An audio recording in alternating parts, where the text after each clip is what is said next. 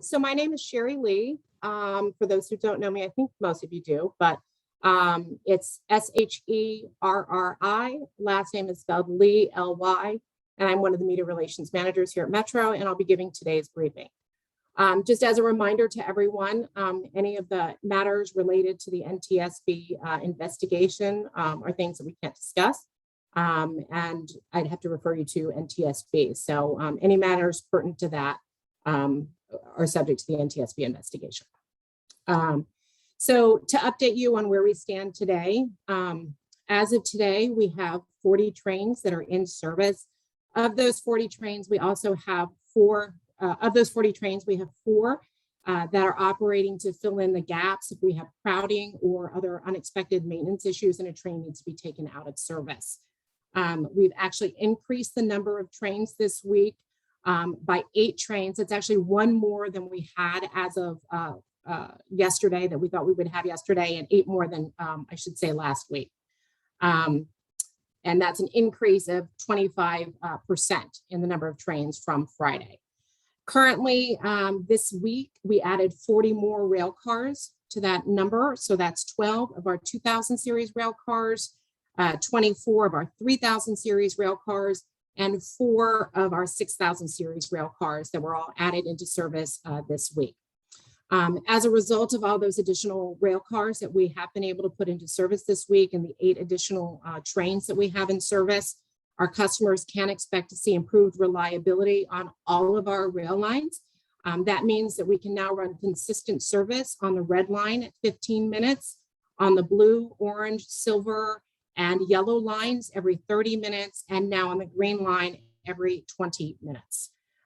With the additional trains, we're also extending all of our service out to Largo Town Center on the silver line.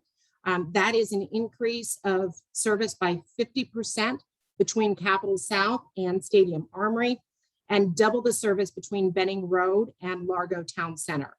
On the green line, we're improving service for our customers there, going from trains every 30 to 40 minutes to now every 20 minutes. That's an increase in service and the number of trains running between Branch Avenue and Waterfront by 50%, and an increase of service by 25% between Ronfont Plaza and Greenbelt. We continue to work to get additional trains in service, working to get up to 50 trains in service.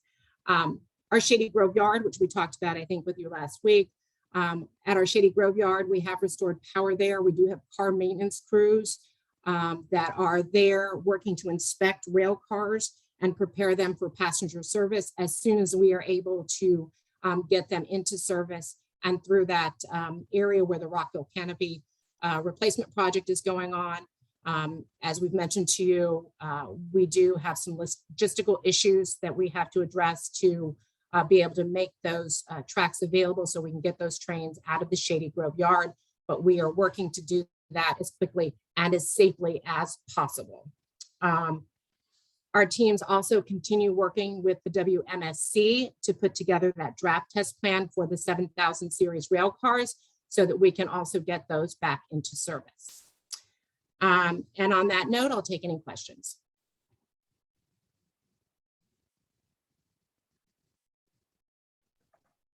Hi, Tom Rousey. Hey, Sherri, how you doing?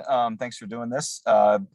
You went over it kind of quick, so I just wanted to make sure that the trains, the new ones in service today, so you're saying that's mostly 3000 series cars for the most part?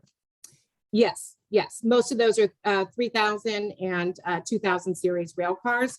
So let me give you those numbers, and I can always email these to you as well. But we have 12 of our 2000 series rail cars that were added, 24 of our 3000 series rail cars that were added, and 4 of the 6000 series rail cars that have been added back into service this week.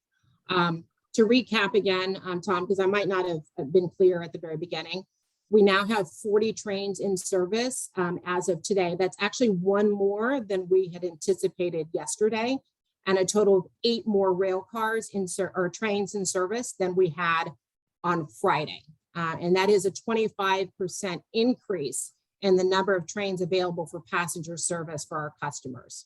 So we are making progress. We're improving reliability for our customers so we can provide better more frequent, and more consistent service for everyone.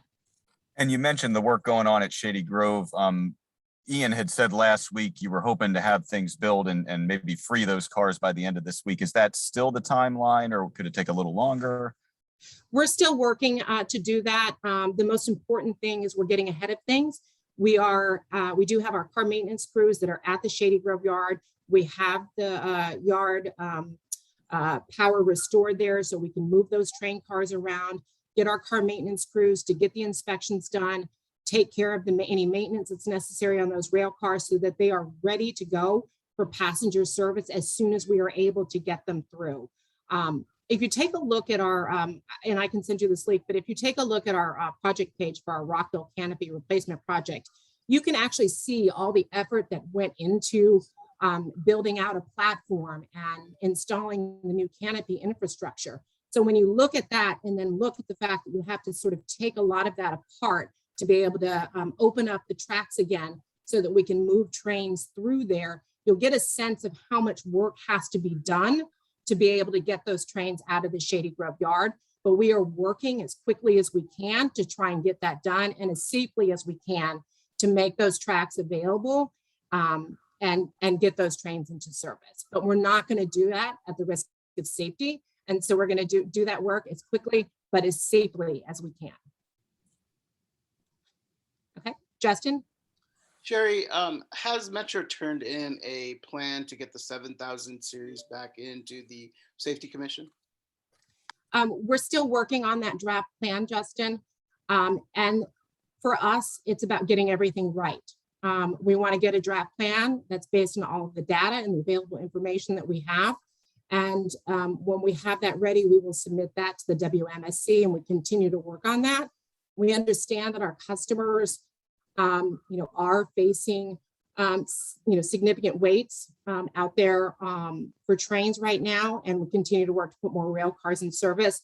But we also want them to understand that safety is our priority, and we are going to put this plan together with safety in mind and submit that to the WMSC so that we can then get those 7,000 series rail cars back into service.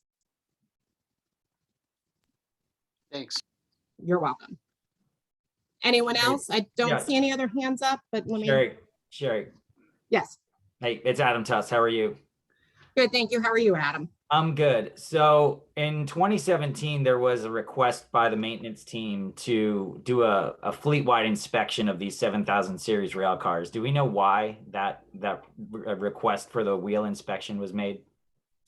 So Adam, we do have fleet-wide inspections for our rail cars. It's not uncommon when there's an issue that's been detected.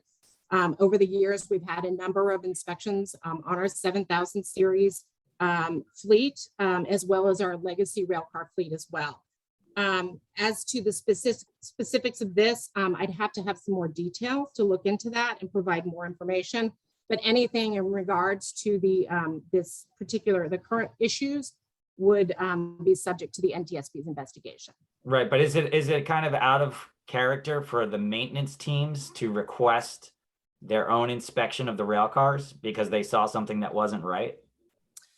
That's the information I have for now, Adam. And all I can tell you is that, it isn't uncommon for us to do a fleet-wide inspection on our rail cars. And we have done them over the years on our 7,000 series rail cars and on all of our legacy rail cars. So it's not something that's uncommon, but as to the specific details, I'd have to have some more information on that. And this is what I can tell you for right now.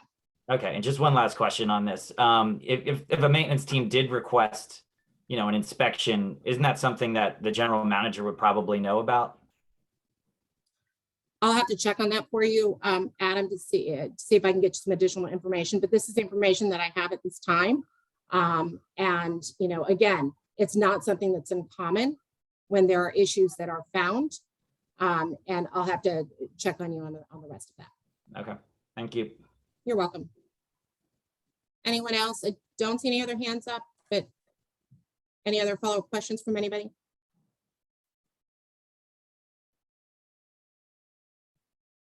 Okay. If anybody has any other clarifications or wants me to put some of these numbers down in an email, I'm happy to send those out to you. Or if you have any other follow-up questions, certainly let us know. All right.